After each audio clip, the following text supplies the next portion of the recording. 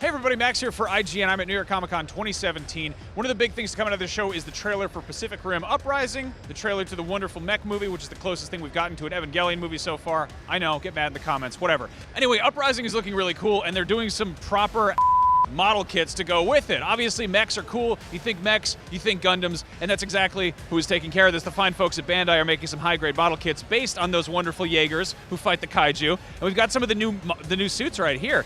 There's the Bracer Phoenix, the Gypsy Avenger, who I'm guessing is John Boyega's suit, and then there's Obsidian Fury. Now, these are obviously painted up a bit by professionals, but they are, you know, fully colored plastics when you assemble them.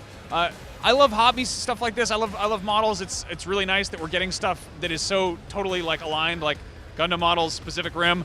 They've also got some action figures over there if you you know, don't feel like doing any painting or cutting things out or assembly. And then there is this big, beautiful Gypsy Danger right here from the first movie, who comes with this wonderful boat that he uses as a weapon. Anyway, we got lots of collectibles and weird nerdy stuff coming out of New York Comic Con. And there's of course that wonderful trailer for Pacific Rim Uprising, so go check that out if you haven't already.